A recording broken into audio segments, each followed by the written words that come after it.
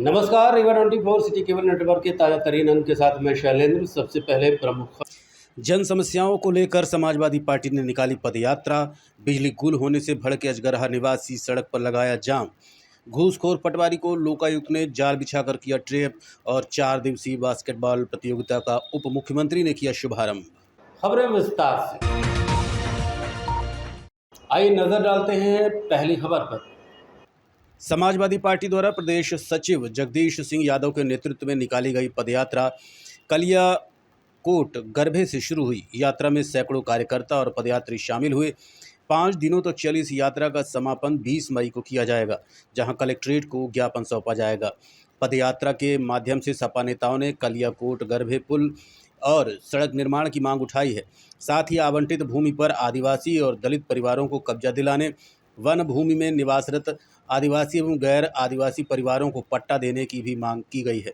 इसके अलावा डभौरा, चौखंडी और कोनी के प्राथमिक स्वास्थ्य केंद्रों में डॉक्टरों की नियुक्ति तथा डभौरा में तैयार उप तहसील भवन में तहसील कार्यालय शुरू करने की मांग उठाई है।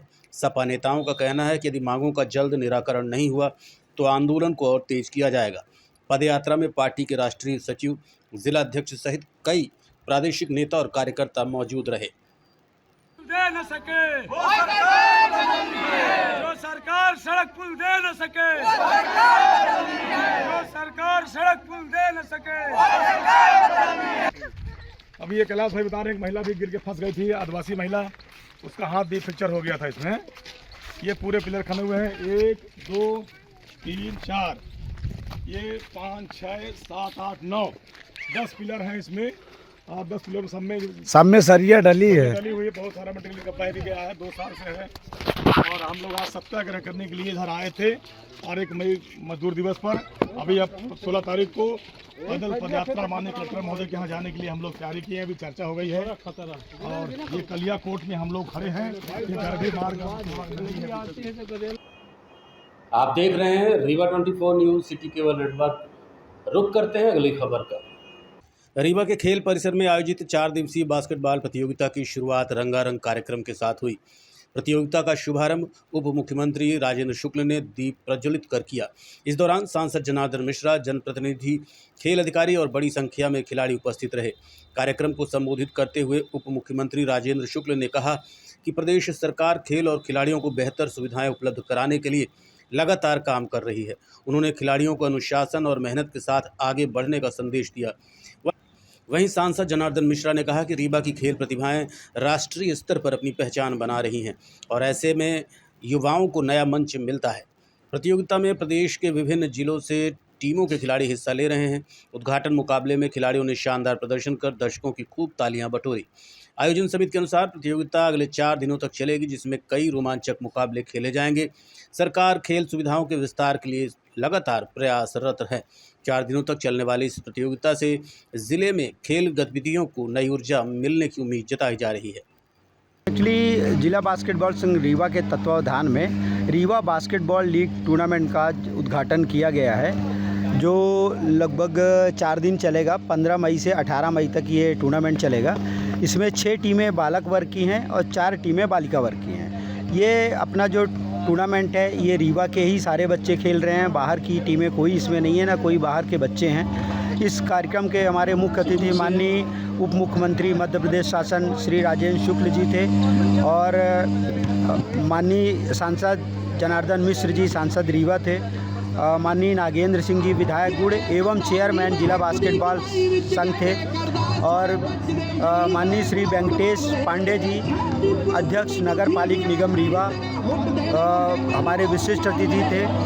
इन सभी की उपस्थिति में टूर्नामेंट का उद्घाटन किया गया है, और ये 4 दिन टूर्नामेंट चलेगा, और एक सफल आयोजन के लिए हम लोग सब तत्पर हैं। हमारे जिला बास्केटबॉल संघ के सभी पदाधिकारी और सब हमारे खिलाड़ी बंधु, हमारे सीनियर्स जूनियर्स जितने भी हैं, सब लोग इस टूर्नामेंट को कराने में अपना योगदान दे रहे हैं। ये कब से कब तक चलेगा? ये 15 मई से 18 मई तक ये टूर्नामेंट चलेगा। लेकिन हम जीते नहीं तो बर्बाद हो गए, तो कहीं के नहीं रहे।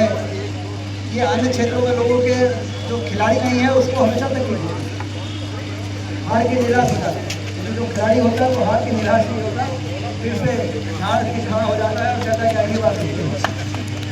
तो इसलिए ऐसे आयोजन जो इतने बेहतर व्यक्तित्व का विकास करता है, ऐसे आयोजनों का जितना होगा उतना ही हमारा समाज बेहतर होगा। इसलिए मैं सभी को बधाई देता हूँ, शुभकामनाएं देता हूँ। बास्केटबॉल एक ऐसा खेल है जिसमें बहुत एनर्जी लगती है और अच्छे लंबाई भी मिलती है। बास्केटबॉल के खिलाड़ी अच्छे लंबे दिखते हैं, तो बचपन से ही वो बास्केटबॉल खेलते थे। मेरी हाइट कम थी तो मुझे लोग कहते थे बास्केटबॉल खेलो तो हाइट बढ़ जाती है। तो इस खेल के ये भी फायदे हैं। ये जो बास्केटबॉल का ये जो ग्राउंड है, मैदान है, इसमें आदरणीय नागेंद्र सिंह जी ने कहा है कि इसको एक एस्टिमेट बनाया है, शायद करना चाहते हैं। तो क्या एस्टिमेट है, कितना अमाउंट है? 40 लाख के आसपास, 29 लाख का है। तो इसमें विधायक निधि और सांसद निधि और अन्य कई निधि जितना भी हो सकता है, नगर निगम कमिश्नर से हम बात कर लेंगे और उसको सिंथेटिक होना जरूरी है, होना चाहिए नहीं। एक अद्वितीय उपकरण है जिससे जीवन में आपको सदा समय पर काम करने की आदत, दूसरों को रिस्पेक्ट देने की आदत, जिस तरह आप अपने कैप्टन को रिस्पेक्ट देते हैं उसी तरह जीवन में आप हमेशा आगे बढ़ें, अनुशासन रखें और अच्छे नागरिक बने इस देश के। और इस बास्केटबॉल के इस टूर्नामेंट के इस मैदान का नाम उज्जवल करें। हमारे इस ग्राउंड का ये सबसे पुराना ग्राउंड है रीवा का, और क्योंकि इसकी लोकेशन ऐसी है कि शहर के बीचों बीच है, इसलिए इसका मेंटेनेंस बहुत ज़रूरी है। इसका एस्टिमेट बना है, पिछले कमिश्नर नगर निगम ने काफ़ी इंटरेस्ट लिया था, अब वो नहीं है, लेकिन माननीय उप मुख्यमंत्री जी की सदा सहायता और उनकी उदारता की ओर हम आप सबसे कहेंगे कि आप उनके लिए एक ताली बजाएं सबको मिलकर। और नगर निगम का जो एस्टिमेट बहुत महत्वपूर्ण होती वो का खेल है कि हिम्मत कर रहे हैं।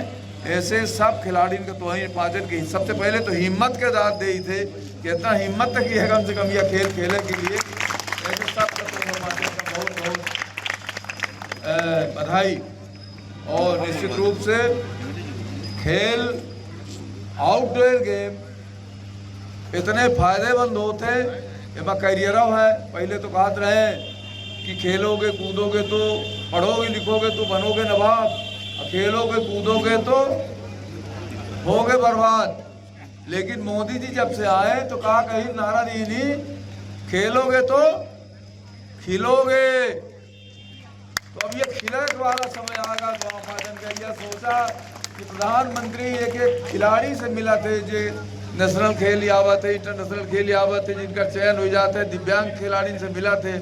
कोनो प्रधानमंत्री का पहले टाइम नहीं रहता कि खिलाड़ी से को सदैसों भर में कह दे कि आप बहुत अच्छा खेले है। तो यह माहौल समय खेल के रहे देश में, खेल के करियर में काफ़ी उज्जवल संभावना है। और नहीं आज कुछ तो इतना तय है कि जो अच्छा खिलाड़ी होई वह चोगी न पी, वह दारू न पी, वह हुक्का न पी। तो नशा से बचे के लिए खेल से बढ़िया कौनो माध्यम नहीं आए। ऐसे अनुशासन आदरणीय नागेंद्र सिंह जी ने कहा कि खेल एक अच्छा नागरिक बनावे का सबसे अच्छी विधा है। ऐसे तुम्हार खेल में उज्जवल भविष्य उज्जवल हो, ईश्वर अच्छा तो का खिलाड़ी बनावे, अच्छा नागरिक बनावे और धैर्य के साथ ये देश के सेवा में तुम्हारी हिस्सेदारी बने। यह ईश्वर से प्रार्थना करके खेल बास्केटबॉल एसोसिएशन के अधिकारी का हम धन्यवाद दे थे जो तुमसे हमको बात करावे का मौका दी, तुमका देखे का मौका दी। धन्यवाद, जय हिंद। अभी अभी एक खास खबर आ रही है, आइए देखते हैं पूरी जानकारी विस्तार से। रीवा शहर के अजगराहा इलाके में लगातार बनी बिजली समस्या से परेशान लोगों का गुस्सा शुक्रवार को फूट पड़ा। नाराज रहवासियों ने मुख्य मार्ग पर जाम लगाकर प्रदर्शन शुरू किया, जिससे आवागमन पूरी तरह बाधित हो गया। सूचना मिलते ही विश्वविद्यालय थाना पुलिस मौके पर पहुंची, लेकिन समस्या का समाधान करने के बजाय पुलिस ने सख्ती दिखाते हुए जाम खुलवाने पर जोर दिया। काफ़ी देर तक चली बहस के बाद पुलिस ने लोगों को डराकर दबाव बनाकर रास्ता खाली करा दिया। हालांकि बिजली समस्या जस की तस बनी रही। प्रदर्शन के दौरान एक महिला और भाजपा नेत्री ने पुलिस पर जमकर नाराजगी जताई। उसने आरोप लगाया कि पुलिस ट्रकों से अवैध वसूली में व्यस्त रहती है, इसलिए आम जनता की समस्याओं पर ध्यान नहीं देती। महिला ने कहा कि आप लोगों को ट्रकों से पैसे मिलते हैं, इसलिए जाम खुलवाने चले आते हैं, लेकिन हमारी परेशानी सुनने वाला कोई नहीं है।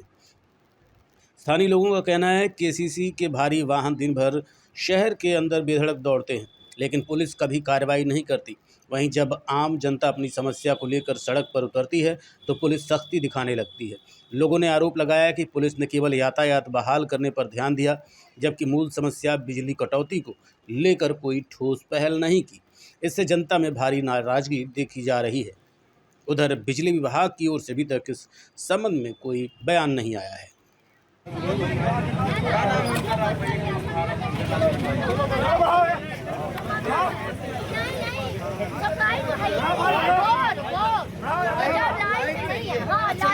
ये बताइए पुलिस वाले लाइट थोड़ी दिलवाएंगे, एमपी वाले दिलवाएंगे। अरे तो वही से ये शिकायत कोई नहीं आता बनाने के लिए।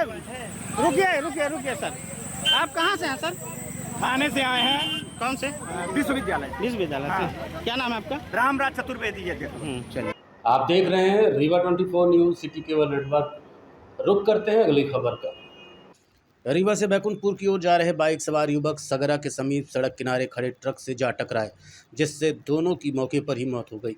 हादसा इतना भीषण था कि बाइक पूरी तरह क्षतिग्रस्त हो गई और दोनों युवकों को संभलने का मौका तक नहीं मिला। मृतकों की पहचान पंकज साकेत निवासी बैकुंठपुर और आकाश साकेत निवासी जिउला रायपुर करचुलियान के रूप में की गई। बताया जा रहा है कि दोनों युवक किसी आवश्यक कार्य से बाइक के माध्यम से बैकुंठपुर जा रहे थे। इसी दौरान सगरा के पास सड़क किनारे खड़े ट्रक से उनकी बाइक जा भिड़ी। आशंका जताई जा रही है कि हादसा तेज रफ्तार या अंधेरे के कारण हुआ होगा। हालांकि वास्तविक कारणों का पता जांच के बाद ही चल पाएगा। घटना की सूचना मिलते ही आसपास के लोग मौके पर पहुंचे और पुलिस को सूचना दी। पुलिस टीम ने घटनास्थल पर पहुंचकर पंचनामा कार्रवाई करते हुए दोनों शवों को पोस्टमार्टम के लिए भेज दिया है। वहीं दुर्घटनाग्रस्त बाइक और ट्रक को भी कब्जे में लेकर जांच शुरू कर दी है। देखते रहिए Rewa 24 news city cable network. मिलते हैं छोटे से ब्रेक के बाद। शर्मा की दुल्हन जब ब्याह के आई, संग रीवा ज्वेलर्स का हार ले आई। छा गया नाम शर्माइन का गहना, हाय रे शर्माइन का गहना, हाय रे शर्माइन का गहना। शर्मा ने बहन का ब्याह रचाया, रीवा ज्वेलर्स का सेट फिर से ले आया। बन गया वो मिसराइन का गहना, हाय रे मिसराइन का गहना, हाय रे मिसराइन का गहना। मिसराइन का बेटा अफसर बन गया, पत्नी के गले में आईना चमक गया। बन गया वो अफसराइन का गहना, हाय रे अफसराइन का गहना, हाय रे अफसराइन का गहना। शर्माइन की बिटिया डोली चढ़ गई, हार पे डायमंड की रोशनी जग गई। बन गया नई बहुराइन का गहना, हाय रे बहुराइन का गहना। रीवा से लेकर विंध्य तक छाया, हर शादी में रीवा ज्वेलर्स का नाम आया। पीढ़ी दर पीढ़ी विश्वास से जगाया, रीवा ज्वेलर्स ने हिस्सा निभाया। कोई ब्याह कराए या न कराए, हाय पर गहना बनाए तो रीवा ज्वेलर्स से बनाए। शर्मा की दुल्हन जब ब्याह के आई, संग रीवा ज्वेलर्स का हार ले आई। छा गया नाम शर्माइन का गहना, हाय रे शर्माइन का गहना, हाय रे शर्माइन का गहना। शर्मा ने बहन का ब्याह रचाया, रीवा ज्वेलर्स का सेट फिर से। ब्रेक के बाद आपका स्वागत है। देखिए हमारे संवाददाता की खास रिपोर्ट। लोकायुक्त संभाग रीवा ने भ्रष्टाचार के खिलाफ बड़ी कार्रवाई करते हुए एक पटवारी को रिश्वत लेते रंगे हाथों गिरफ्तार किया है। जानकारी के अनुसार ग्राम खजुआ कला निवासी कमलेश पटेल ने लोकायुक्त कार्यालय में शिकायत दर्ज कराई कि सीमांकन कार्य में भूमि की सीमा बरकरार रखने के एवज में हल्का पटवारी मनोज पांडे द्वारा 15,000 रुपये रिश्वत मांगी जा रही थी। सत्यापन के दौरान आरोपी 10,000 रुपये पहले भी ले चुका था और शेष 5,000 रुपये की मांग कर रहा था। लोकायुक्त टीम ने शुक्रवार को रीवा के राजीव मार्ग निराला नगर में जाल बिछाकर आरोपी पटवारी को 5,000 रुपये रिश्वत लेते रंगों हाथों ट्रैप कर लिया। आरोपी के खिलाफ भ्रष्टाचार निवारण अधिनियम के तहत मामला दर्ज कर आगे की कार्रवाई की जा रही है। कार्रवाई का नेतृत्व डीएसपी प्रवीण सिंह परिहार ने किया। टीम में निरीक्षक संदीप सिंह भदौरिया सहित 12 सदस्यीय दल शामिल रहा। शिकायतकर्ता कमलेश पटेल निवासी ग्राम खजुआ कला तहसील गोड़ जिला रीवा के द्वारा दिनांक 13/5/26 को पुलिस अधीक्षक श्री सुनील कुमार पाटीदार के पास आकर एक आवेदन देकर शिकायत की थी कि उसके पिताजी एवं उसकी खुद की जमीन ग्राम खजुआ कला में है। ग्राम खजुआ कला के निवासी रामादार पटेल एवं अन्य के द्वारा अपनी जमीन का सीमांकन कराने के लिए तहसील कार्यालय में आवेदन लगाया था, जिसका सीमांकन कार्य पटवारी मनोज पांडे को करना था। तो मनोज पांडे ने शिकायतकर्ता से कहा कि तुम्हारी जमीन की सरहदी को हम बरकरार रखेंगे, तुम्हारे उसमें उसकी जमीन नहीं करेंगे। इसके एवज में 15,000 रुपये रिश्वत की मांग की थी। दिनांक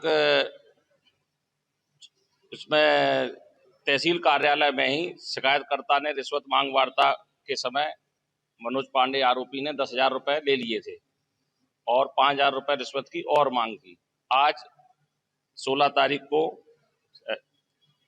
शिकायतकर्ता से आरोपी ने 5,000 रुपये रिश्वत लिया यूनिक कॉलेज ऑफ टेक्नोलॉजी निराला नगर जिला रीवा के सामने रंगे हाथों पकड़ा गया है। देखते रहिए Rewa 24 news city cable network. मिलते हैं छोटे से ब्रेक के बाद।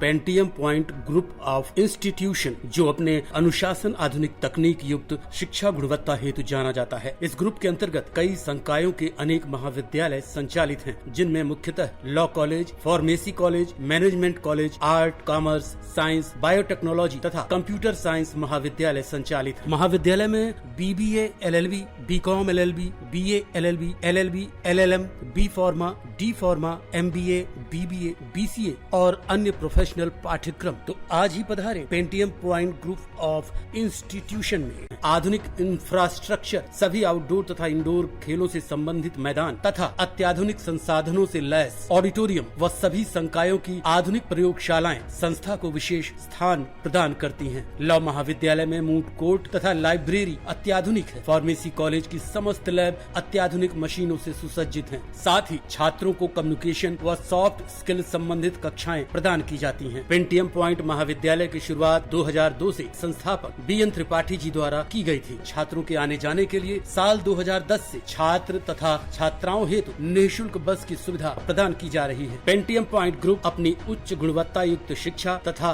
छात्रों के प्लेसमेंट हेतु जाना जाता है। इस ग्रुप के अंतर्गत संचालित महाविद्यालय bar council of India, pharmacy council of India, AICTE तथा उच्च शिक्षा मध्य प्रदेश शासन द्वारा मान्यता प्राप्त महाविद्यालयों का संचालन करता है। तो महाविद्यालय का भ्रमण एक बार जरूर करें। पता इस प्रकार है। महाविद्यालय का प्रथम कैंपस करहिया बीणा सिमरिया रोड तथा दूसरा कैंपस हरदी बीणा सिमरिया रोड में स्थित है। पेंटियम पॉइंट ग्रुप का हेड ऑफिस कॉलेज चौक के समीप स्थित हेड गेवार नगर में है। ब्रेक के बाद आपका स्वागत है। बढ़ते हैं अगली खबर की ओर। भले ही हम कितने ही मॉडर्न क्यों न हो जाएं, लेकिन अपनी संस्कृति और संस्कार को नहीं भूलते। ऐसा ही नज़ारा उस समय देखने को मिला जब महिलाएं वट वृक्ष के नीचे पूजा अर्चना करती नजर आएं। आज वट सावित्री पूजा के अवसर पर क्षेत्र की महिलाओं ने पीपल के पेड़ के नीचे विधि विधान से पूजा अर्चना की। इस दौरान सुहागिन महिलाओं ने व्रत रखकर अपने पति की लंबी आयु, सुख समृद्धि और परिवार की खुशहाली की कामना की। सुबह से ही पीपल के पेड़ों के पास महिलाओं की भीड़ देखने को मिली।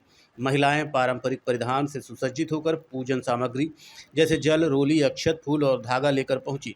उन्होंने पीपल वृक्ष की परिक्रमा करते हुए कच्चा सूत बांधा और सावित्री सत्यवान की कथा सुनी।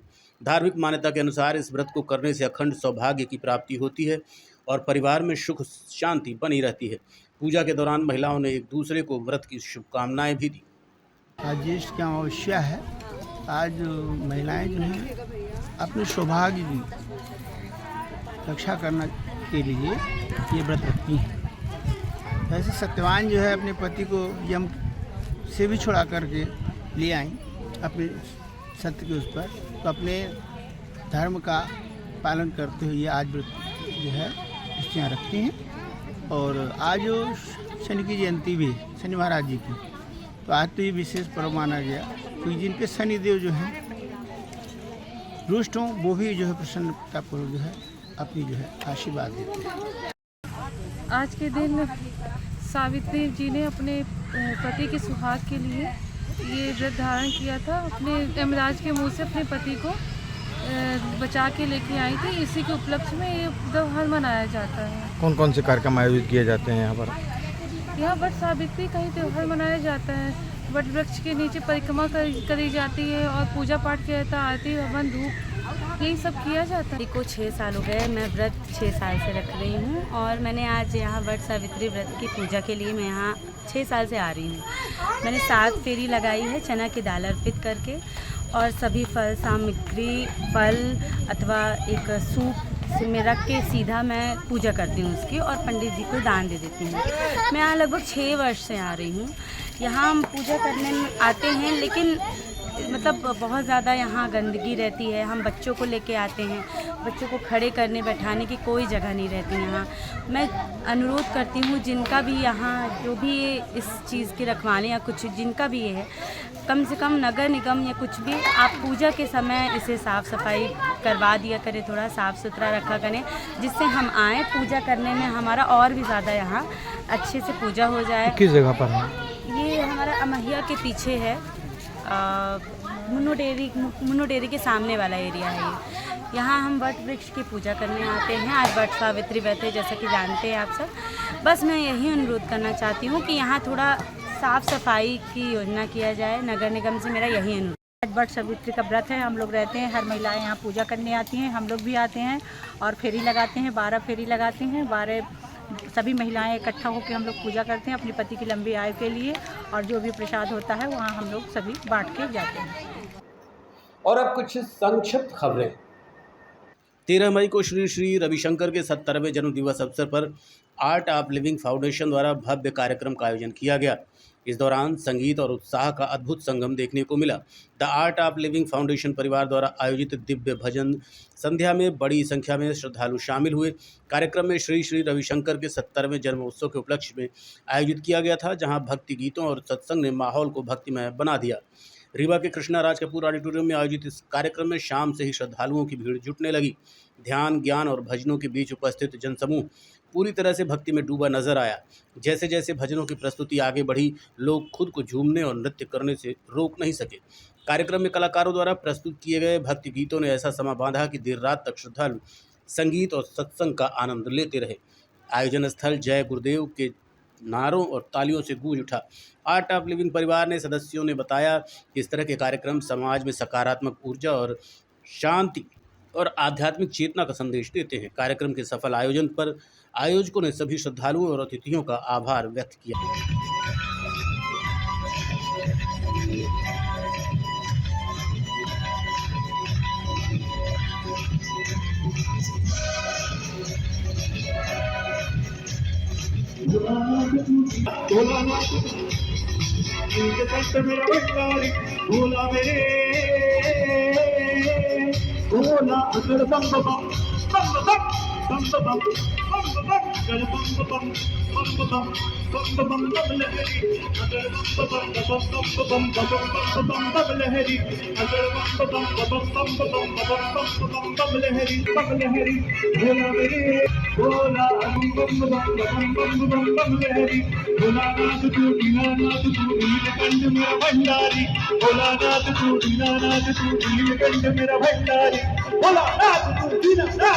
आप देख रहे हैं Rewa 24 news city cable network.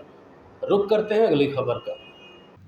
Rewa शहर से दोस्ती जैसे अजीज रिश्ते की कत्ल करती एक खबर सामने आई है, जिसमें प्रॉपर्टी डीलिंग के साझेदार बने दोस्त ने अपने ही व्यापारी साथी को मुश्किल में डाल दिया।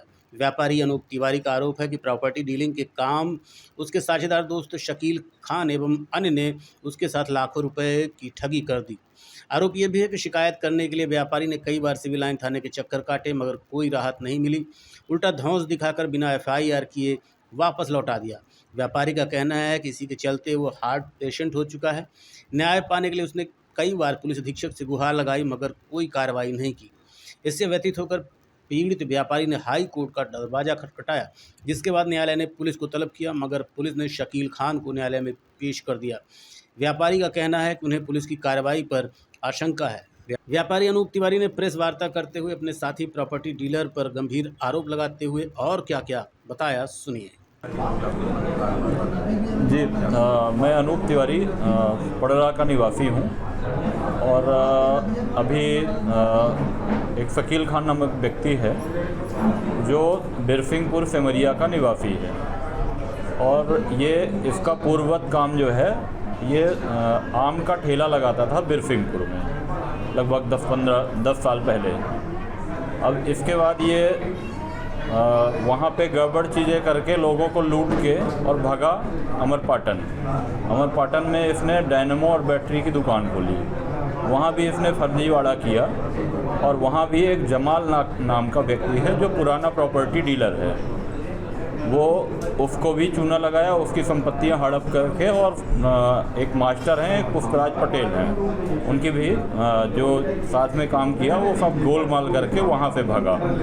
अब इसके बाद चूँकि जानकारी नहीं थी अपने को और हमारी खन्ना चौराहे पे दुकान है फ़ोटोकॉपी की जो पुश्तैनी है, मेरी उम्र 42 साल की है और वो दुकान पापा जी ने खोली थी हमारे, जिनकी अभी फरवरी 2025 में डेथ हो गई है। 45 साल पुरानी हमारी दुकान है।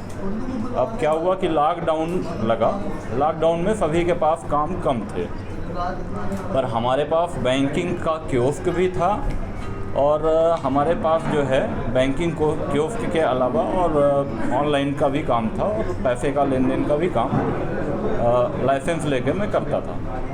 अब इसके बाद वहीं पे खन्ना चौराहे में लॉकडाउन लगा। खन्ना चौराहे में एक नज़ीर करके मिस्त्री हैं, क्योंकि लॉकडाउन में सभी के पास कम काम नहीं था और अधिकतम लोग बेरोजगार थे, तो शकील खान, नज़ीर खान जो अभी रिसेंटली में उनके संधि भी बन गए हैं, दत्तक पुत्र के उनके।